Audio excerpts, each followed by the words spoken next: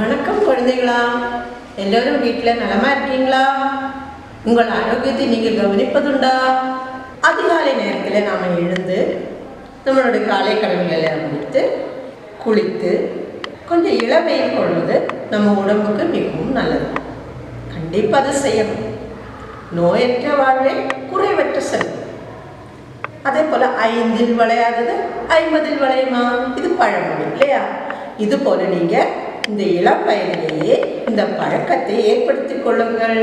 அது நமது ஆரோக்கியத்திற்கு மிகவும் நல்லது. சரி, வகுப்புக்கு போகலாமா? கணித வகுப்பில் இதற்கு முன்னாடி செய்த எல்லா செயல்பாடுகளையும் செய்து உங்களுடைய ஆசிரியருக்கு அனுப்பியிருப்பீர்களே. ரசீது செய்தது அனுப்பினீர்களா? வடிவங்களை எல்லாம் வரைந்து நிறம் கொடுத்து அனுப்பினீர்களா? பாடலெல்லாம் பாடி பார்த்தீர்களா? 10 பாடல், வடிவங்களின் பாடல் எல்லாம் பாடினீர்களா? இன்றைய வகுப்பில் நம்ம தேனியும் நண்பர்களும் முக்கியமான ஒரு நாளுக்காக தங்களுடைய வீட்டில் தோரணங்கள் கட்டுகிறார்கள். எதற்காக என்று இப்போ பார்ப்போமா? இதோ இந்த ரூபாய் நோட்டை பாருங்கள். இதில் யார் தெரிகிறார்? தெரிகிறதா? யாருடைய படம்? நமது தேசத்தந்தை காந்தியடிகளின் படம் இல்லையா? காந்திஜியின் பிறந்த நாள் எப்போது உங்களுக்கு தெரியுமா? அக்டோபர் மாதம் 2ஆம் தேதி வருகிறது. அன்று நம்ம பள்ளிக்கூடத்தில் இருக்கும்போது என்ன செய்வோம்? பள்ளிக்கூடத்தை எல்லாம் சுத்தம் பண்ணி, கிளாஸ் ரூம் எல்லாம் சுத்தம் பண்ணி, தோரணங்கள் எல்லாம் கட்டி, மதியம் பாயசம் அது மாதிரிலாம் இருக்கும் இல்லையா? எல்லாம் குடிச்சிட்டு நல்ல சந்தோஷமாக இருக்கும் இல்லையா? அதே மாதிரி தேனி இப்போ பள்ளிக்கூடம் போக முடியாது. இப்போ நம்ம வீட்லேயாவது நம்ம சுத்தமாக இருக்கணும் இல்லையா? அது மாதிரி தேனியும் தனது நண்பர்களும் சேர்ந்து அவங்களுடைய வீட்டை சுற்றியெல்லாம் சுத்தம் பண்ணி அழகாக தோரணம் எல்லாம் கட்டி ரெடி ஆகிட்டாங்க. அப்போ அந்த தோரணத்தோடது நம்ம இப்போ பார்க்க போகிறோம். தோரணம் கட்டி இருக்கிற அழகாக பாருங்க. பார்த்தீங்களா? நீங்கள் அப்போ இந்த தோரணத்தில் உள்ள அந்த எண்ணிக்கையை எழுதி உங்கள் நோட்டில் எழுதிக்கணும். அப்போ தோரணம் என்னவாக்குவது? தோரணம் கட்டலாம். இதாக்கும் நம்முடைய தலைப்பு. அப்போ தோரணம் கட்டுவதை பாருங்கள். முதல் தோரணம் பாருங்கள். முதல் தோரணத்தில் என்ன கொடிகள், என்ன நிறத்தில் கொடி கொடுத்துருக்காங்க அவங்க கட்டினது? என்ன நிறம் தெரியுதா? நீல நிறத்தில் எவ்வளவு கொடிகள் கட்டியிருக்காங்க ஒரு தோரணத்தில்? எண்ணி பாருங்க. 5 இல்லையா? Very good. 5 கொடிகளாகவும் அதில் கட்டியிருக்காங்க. அடுத்து 2வது தோரணம் பாருங்க, அவங்க உண்டாக்கியிருக்காங்க. அதில் எவ்வளவு கொடிகள் கட்டியிருக்காங்க? அதுவும் 5 தான் இல்லையா? என்ன நிறத்தில் அது? ஊதா நிறம். அதோட நிறம் என்னது? ஊதா நிறம். அதுலேயும் 5. அடுத்தது பாருங்க, 3வது தோரணம் பச்சை நிற தோரணம் இல்லையா? அதில் எத்தனை கொடிகள் கட்டியிருக்காங்க? அதுலேயும் 5 தான். அடுத்ததோ சிவப்பு நிற தோரணம். சிவப்பு நிற கொடிகள் அதில் கட்டியிருக்காங்க. அதுலேயும் 5. அடுத்தது பாருங்க, மஞ்சள் நிற கொடிகள் கட்டின தோரணம். அதுலேயும் 5. இப்படி 5 தோரணங்கள் அவங்க உருவாக்கினாங்க. ஒவ்வொன்றிலும் எத்தனை கொடிகள் கட்டியிருக்காங்க தெரியுமா? எண்ணி பார்த்தீங்க இல்லையா? எவ்வளவு? வெரி குட், 5 இல்லையா? கரெக்டாக சொன்னீங்க. அப்போ இந்த 5 அப்படிங்கிறத நம்ம எவ்வளவு கொடிகளாகவும் அவங்க கட்டியிருக்காங்கன்னா 5 தான் கூட்டி பார்க்கலாம். உங்களுக்கு கூட்ட தெரியும் தானே? கூட்டல் படிச்சிங்க இல்லையா? முதல் தோரணத்தில் 5, அதுக்கு நேராக 5 எழுதிட்டீங்க. அடுத்த 2வது தோரணத்துக்கு நேராக என்ன எழுதணும்? அதுவும் 5. அப்போ இப்போ 2 தோரணங்களுடைய எண்ணிக்கையை கூட்டி பார்த்தா என்ன கிடைக்கும்? எதையெல்லாம் கூட்டணும்? 5ஐயும் கூட்டி பார்க்கணும். 5 எவ்வளவு? 10. படிச்சிருக்கீங்க இல்லையா? அடுத்து 10உடன் மறுபடியும் 3வது தோரணம் சேர்த்து கொள்ளுங்கள். இப்போ 10உடன் எதை சேர்க்க வேண்டும்? இனி ஒரு 5 சேர்க்க வேண்டும். 10 5 15. 15 முடிஞ்ச அடுத்த தோரணத்தை இன்னைக்கு கூட்டுங்க. 15உடன் 5 கூட்டணும். இப்போ 15 5 20. எவ்வளோ வந்தது? 20. அடுத்து 20உடன் இனி ஒரு தோரணத்தை கூட்டுங்க. அதில் 5 இருக்கு இல்லையா? 20 5 25. அப்போ 25 கொடிகளாக்கும் அவங்க அதில் கட்டியிருக்காங்க. அப்போ எல்லா தோரணத்திலையும் எவ்வளவு கொடிகள் கட்டியிருக்காங்க? 5 5 கட்டியிருக்காங்க. இப்போ மொத்தம் 5 தோரணங்கள் அவங்க உருவாக்கினாங்க. அதில் 25 கொடிகள் அதில் இருந்தது. அப்போ இந்த கொடிகள் எல்லாம் கட்டி அவங்க எல்லாம் சந்தோஷமா சரி வீட்டுக்கு போகணும்னு சொல்லிட்டு போனாங்க.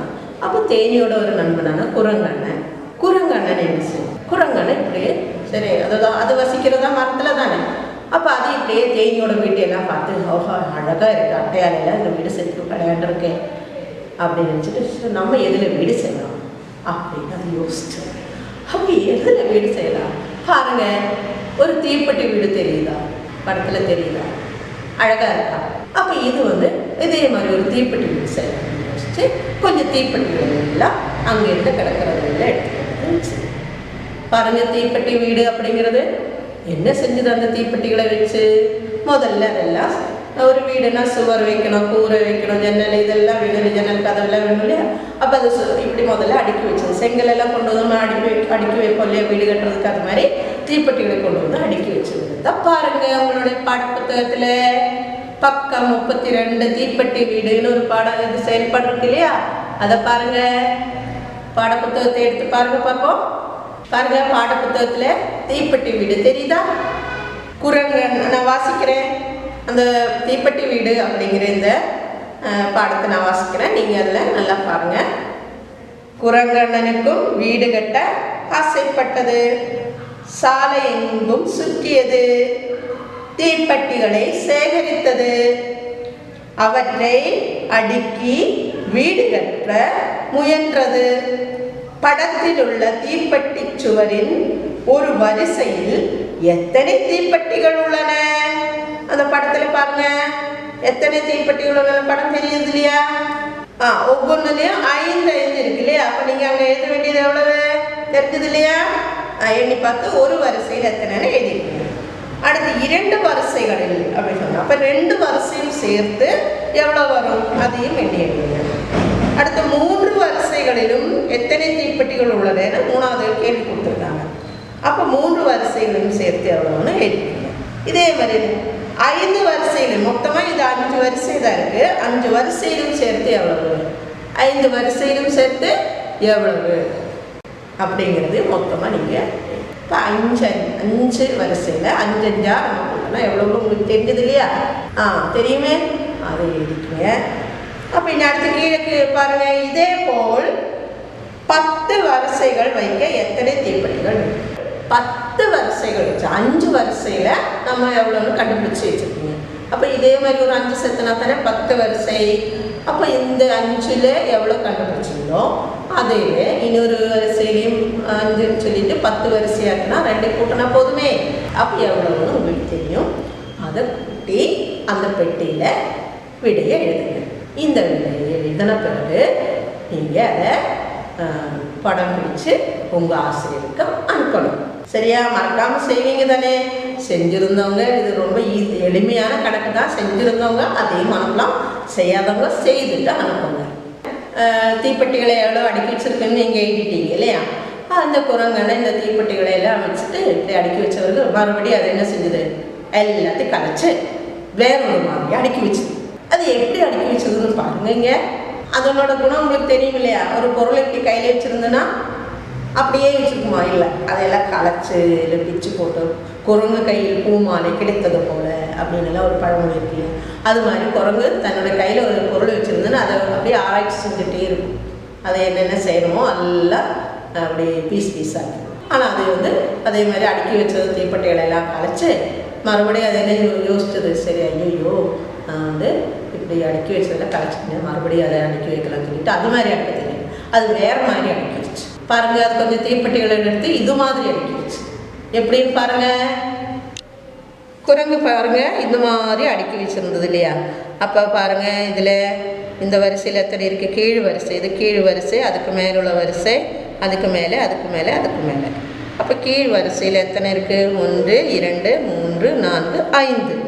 அப்போ ஒரே மாதிரி இதே மாதிரி 5 கீழ் வரிசையில் உள்ளது மாதிரியே இது எல்லாம் அடுக்கணும். எப்படி அடுக்கிறது என்னென்னா, நீங்களும் இதே மாதிரி தீப்பெட்டி வச்சு இப்படி பல விளையாட்டுகள் செஞ்சு பார்க்கலாம். இப்போ பாருங்கள், இதில் எப்படி அடுக்கிறதுன்னு பாருங்கள். இப்போ இங்கே 5 இருக்குது, இங்கே எவ்வளோ இருக்குது? 4, இதுலேயோ 3, இதில் 2, இது 1. அப்போ இங்கே 5 மாதிரியே வைக்கணும்னா இங்கே ஒரு இடைவெளி இருக்கு இல்லையா? இதில் நம்ம இதை எடுத்து வச்சுக்கலாம். இப்போ இது எல்லாம் ரெண்டும் சமமாச்சு இல்லையா? 5க்கு சமம் 5 ஆயிடுச்சு இல்லையா? ஆமாம், இது ரெண்டும் ஒரே எண்ணிக்கை வந்துடுச்சு. அடுத்து இங்கே 3 இருக்குது. இப்போ 3ல் இங்கே 2 இடைவெளி இருக்குது, 1 2. அப்போ இந்த 2 எடுத்து நம்ம இங்கே வச்சுக்கலாம். இப்போ சரி சமமாச்சு. இப்போ 5 சமம் 5 சமம் 5. இப்போ 5ஓட வரிசை 3 நமக்கு ஒரு செவ்வக வடிவம் கிடைத்தது. 5 கொண்ட ஒரு 3 வரிசை செய்தோம். இப்போ மொத்தம் எத்தனை இருக்கும்? 5ம் 5ம் நீங்கள் படிச்சிருக்கீங்க எவ்வளவு? சரியாக சொல்லிட்டீங்களே, வெரி குட். அது கூட இந்த 5 சேர்த்தனை எவ்வளவு? Very good. இப்போ 15. மொத்தம் எத்தனை கிடைச்சது? 15. 5ம் 5ம் 10, 10ம் 5ம் 15. இப்போ 15. மொத்தம் எத்தனை தீப்பெட்டிகள் இருக்கு? 15 தீப்பெட்டிகள். இது மாதிரி அதை அடுக்கி வச்சு நாம இது மாதிரி சரியாக 5ஓட வரிசையாக அடுக்கி வச்சிட்டோம். இதே மாதிரி உங்களுடைய பாடப்புத்தகத்தில் குரங்கனுடைய நண்பர்கள் இந்த குரங்கு தீப்பெட்டிகளை கொண்டு வந்தது இல்லையா? அதே மாதிரி பார்த்து அவங்களும் அதே மாதிரி கொஞ்சம் தீப்பெட்டிகளை எல்லாம் கொண்டு வந்து கொடுக்கலான்னு யோசிச்சு கொஞ்சம் பேர் சேர்ந்து கொஞ்சம் தீப்பெட்டிகளை கொண்டு வந்து கொடுத்தாங்க. அது எப்படி அடுக்கி வச்சிருக்காங்கன்னு பாருங்க. உங்கள் பாடப்பகுதியில் அதில் பாருங்க, பத்தாக செயல்பாட்டோட பெயர் என்ன? பத்தாக. குரங்கனுடைய நண்பர்கள் தீப்பெட்டிகளை சேகரித்து கொண்டு வந்து வச்சாங்க. இப்போ நண்பர்கள் சொன்னா ஆபத்து காலத்தில் உதவி செய்வவங்க நண்பர்கள் இல்லையா? நல்ல நண்பர்னா என்ன செய்யணும்?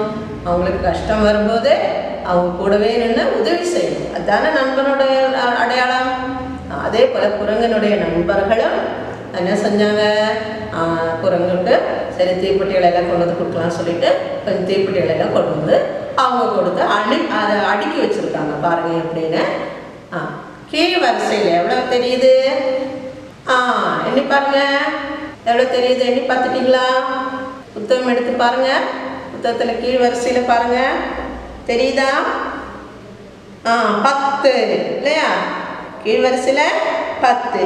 அதுக்கு மேல் வரிசையிலையோ 1 குறையும். இப்போ 9. அதுக்கு மேலே 1 கூட குறைஞ்சிருச்சு. இப்போ 8. அதுக்கு மேலே 7. அதுக்கு மேலே 6. அதுக்கு மேலே 5. அப்புறம் 4. அடுத்து 3 2 1. அந்த படத்தில் இதெல்லாம் தெரியுது இல்லையா? ஆமாம். அப்போ கடைசி வரியில் அந்த கேள்வி கொடுத்துருக்காங்க பாருங்க. நண்பர்கள் குரங்குக்கு உதவி நினைத்தார்கள், தீப்பெட்டிகளை சேகரித்து வந்தார்கள், அவரவர் கொண்டு வந்த தீப்பெட்டிகளை அடுக்கி வைத்தார்கள். மொத்தம் எண்ணிக்கை எவ்வளவு? இதை 10 குழுக்களாக்கி பார்ப்போமா? இப்போ அது எல்லாமே 10 குழுவாக மாற்றணும். எல்லாமே 10 குழுவாக மாற்றி பார்ப்போமா அப்படின்னு கொடுத்துருக்காங்க இல்லையா? அப்போ அதுக்கு 10 குழுனா கடைசி வரிசையில் தான் என்ன இருக்குது? 10ன்னு இருக்குது. அப்போ எல்லாத்தையும் நம்ம 10 10ஆக மாற்றணும். அப்போ எண்களை உங்களுக்கு 10ஆக மாற்றி தெரியும் இல்லையா? இதையெல்லாம் சேர்த்துனா 10ன்னு உங்களுக்கு தெரியும் இல்லையா? சரி பார்க்கலாமா? கீழ் வரிசையில் பாருங்கள் குழந்தைங்கள, 10. இங்கே மேலே 1. அப்போ 1 முதல் 10 வரை இங்கே அடுக்கி வச்சுருக்கோம். இப்போ உங்கள் புத்தகத்தில் இருக்கிற மாதிரியே தான் இது அடுக்கப்பட்டிருக்கு. அப்போ இதை இதே மாதிரி 10 வரிசை இதெல்லாம் மாற்றணும். அப்போ என்ன செய்கிறது? மேலிருக்கும் இந்த தீப்பெட்டியை எடுத்து ஒரு தீப்பெட்டி எடுத்து இங்கே வச்சுக்கணும். இங்கே ஒரு இடைவெளி இருக்கு இல்லையா? அங்கே வச்சுக்கணும். அப்போ இதே மாதிரி இங்கே ஆயிடுச்சு. இது 10னா அப்போ இது எவ்வளோதான்?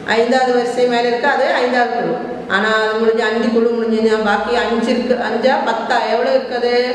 5 எண்ணம் மீதி இருக்கு இல்லையா?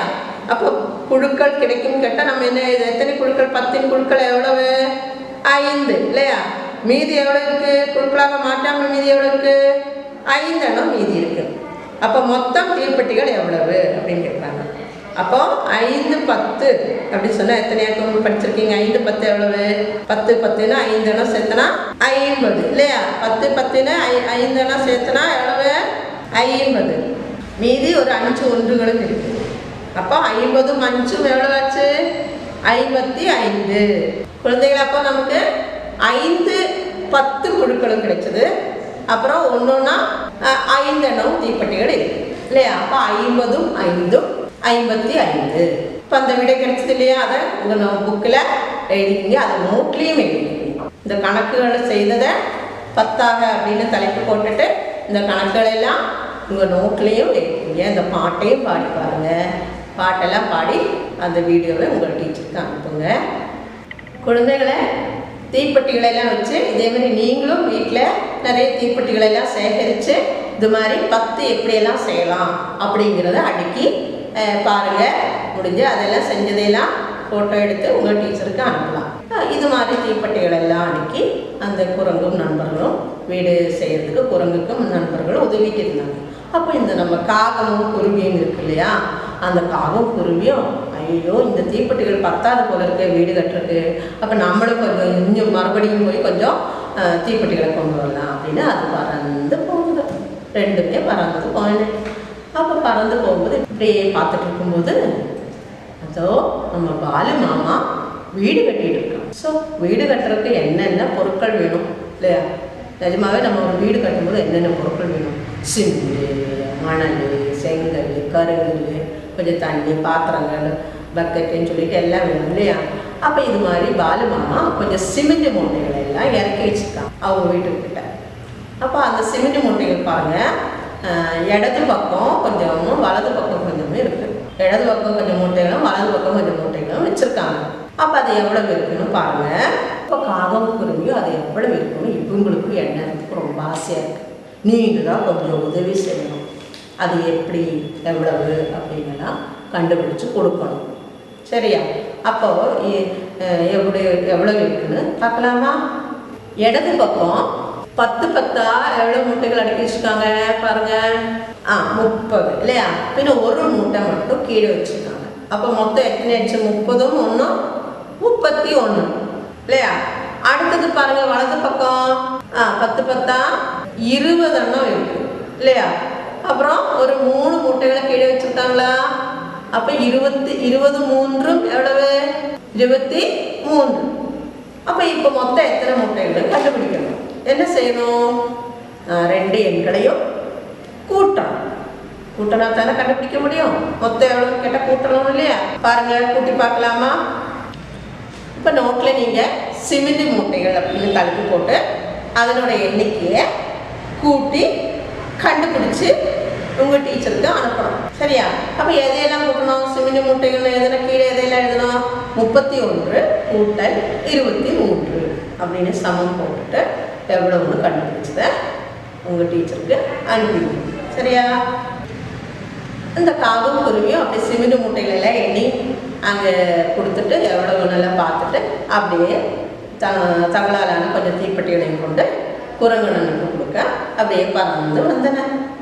பறந்து வந்து குரங்கண்ணனுக்கு கொஞ்சம் தீப்பெட்டிகளெல்லாம் கொடுத்தன. எவ்வளோ தீப்பெட்டிகள் கொடுத்தன தெரியணுமா இல்லையா? தெரிஞ்சுக்கலாமா? பாருங்கள், உங்கள் படப்பகுதியில் 33ஆம் பக்கத்தில் மொத்தம் எவ்வளவு அப்படின்னு ஒரு கணக்கு தெரியுது இல்லையா? அதில் பாருங்கள், தீப்பெட்டி வீடு கட்ட காகம் 34 தீப்பெட்டிகளும் குருவி 25 தீப்பெட்டிகளும் கொண்டு வந்தன. இரண்டும் கொண்டு வந்த மொத்தம் தீப்பெட்டிகள் எத்தனை?